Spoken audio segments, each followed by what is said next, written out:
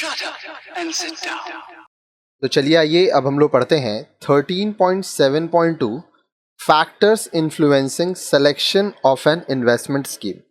अब देखिए, investment schemes बहुत सारे होते हैं बाजार में, तो आप कौन सा इन्वेस्टमेंट स्कीम चुनेंगे, कौन से निवेश योजना को चुनेंगे, अब इसको क्या क्या कारक प्रभावित करते हैं, आइए इस चीज को देखते हैं। Banks and saving institutions offer various investment schemes suitable to various category of people।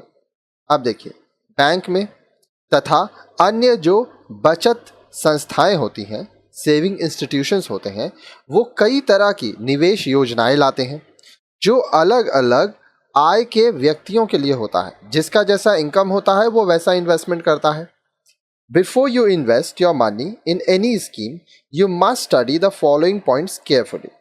अब इससे पहले कि आप किसी भी योजना में अपना पैसा लगाएं, आप नीचे लिखी गई बातों पर अवश्य ध्यान दें।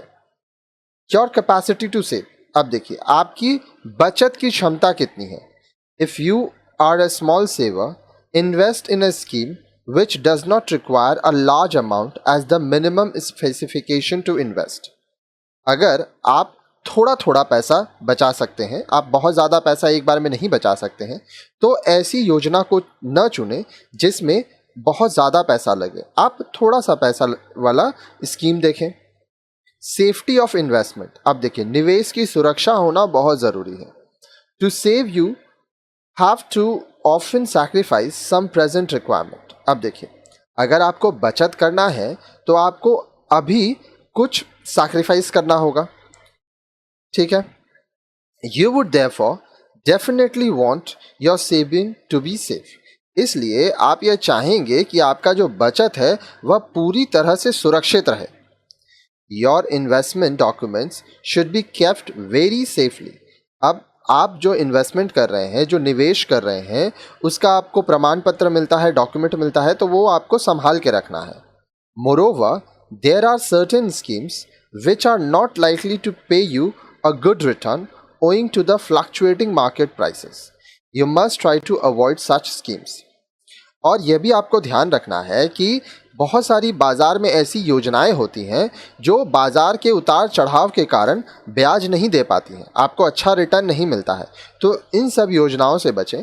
तो जो भी आप इन्वेस्ट करेंगे, आप किसी का हेल्प ले सकते हैं जो इन्वेस्टमेंट करते हैं आपके घर में, तो राय लेंगे, फिर जानकारी इकट्ठा करने के बाद आपको फायदा होगा। Higher rate of interest. अब देखिए, ब्याज की उच्च दर। The longer you keep your money in an institution, the higher is the rate of interest it offers you. अब देखिए, जितना अधिक समय के लिए आप किसी संस्था में अपना पैसा रखेंगे या पैसा लगाएंगे, उतनी ही ब्याज दर आपको मिलेगी। ज़्यादा दिन लगाएंगे तो ज़्यादा ब्याज मिलेगा, कम दिन के लिए लगाएंगे तो कम ब्याज मिलेगा। Also different institution offer different rates of interest for the same period. अब ये भी है कि अलग अलग जो संस्थाएं होती हैं वह अलग अलग अवधि के लिए गए अलग अलग ब्याज देती हैं, ठीक है। मतलब एक ही समय पे मान लीजिए 2 इंस्टीट्यूशंस है, तो एक का ब्याज दर अलग है, दूसरा का अलग है, तो आपको ये भी देखना होगा। Institution which require your money urgently may offer you a very high of interest। अब देखिए, ऐसी संस्थाएं जिनको तुरंत पैसा चाहिए वो आपको ज़्यादा ब्याज देंगी, ज़्यादा इंटरेस्ट देंगी। You have to be cautious to see that the institution is a reliable one। अब पैसा लगाने से पहले आपको यह ध्यान देना होगा कि आप जिस संस्था में पैसा लगा रहे हैं वो विश्वास करने लायक है। आप आंख बंद करके या लालच में आके कहीं पर भी पैसा मत लगा दीजिएगा। फिर आता है इजी लिक्विडिटी। अब जब आपको पैसा वापस चाहिए तो आसानी से मिल जाए। There may be times when you suddenly need your money. अब देखिए, कभी कभी ऐसा समय आता है कि आपको अचानक से अपना जमा किया हुआ पैसा वापस चाहिए। Easy liquidity enables you to get back your invested saving. अब जहाँ पे लिक्विडिटी आसान होगा, वहाँ पर निवेश की गई जो आपकी पैसा है, जो निवेश किया गया जो धन है, वह आप अपने ज़रूरत के हिसाब से आसानी से निकाल सकते हैं।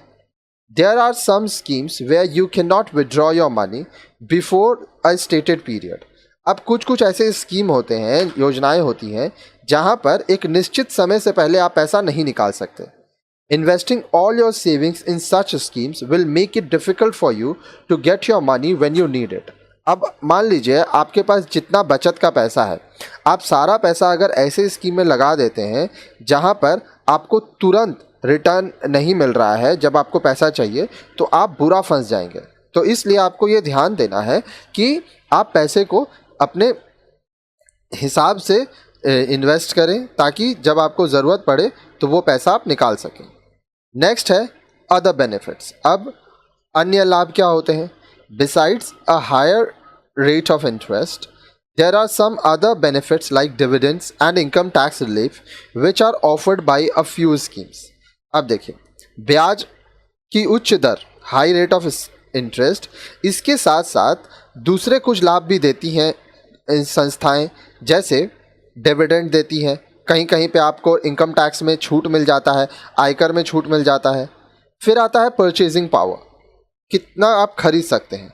At the end of the investment period the increased value of the saving should be equal to और more than the inflation during that period. अब देखिए, जब आपका निवेश का जो समय है, अवधि है, वह समाप्त हो जाएगी, तो धन की वृद्धि की कीमत उस समय की बढ़ी हुई महंगी कीमतों के बराबर या दुगनी होनी चाहिए. अब देखिए, इन्फ्लेशन का मतलब समझिए. जो सामान आपको आज से मान लीजिए 5 साल पहले जिस प्राइस में मिलता था, आप एक बार नोटिस कीजिए, क्या अभी वैसा मिल रहा है? नहीं, प्राइस बढ़ जाता है. तो आप, लेकिन आपका जो पैसा है अगर आप अलमीरा में रखेंगे तो वो तो नहीं बढ़ेगा. तो इसीलिए आप जब इसको इन्वेस्ट करेंगे तो ये भी ध्यान रखेंगे कि पैसे का जो वैल्यू है वो कम होता रहता है. कैसे? फिर से समझिए. अभी मान लीजिए आपको कोई प्रोडक्ट 100 रुपये का मिलता है, ठीक है? तो ये प्रोडक्ट आपको 2 साल बाद मान लीजिए 120 का मिलता है, तो वो 100 रुपये का सामान 120 रुपये में मिला, ठीक है? तो इस तरह से इन्फ्लेशन आता है, चीज़ों का दाम बढ़ता है. Convenient place of investment. अब देखिए, निवेश का सुविधाजनक स्थान. Most investment require paper work. If the institution in which you invest is at a convenient place, visits can be made easily. अब देखिए, अधिकतर जो निवेश होता है उसमें बहुत सारा पेपर वर्क होता है, बहुत सारा लिखा पढ़ी करना पड़ता है.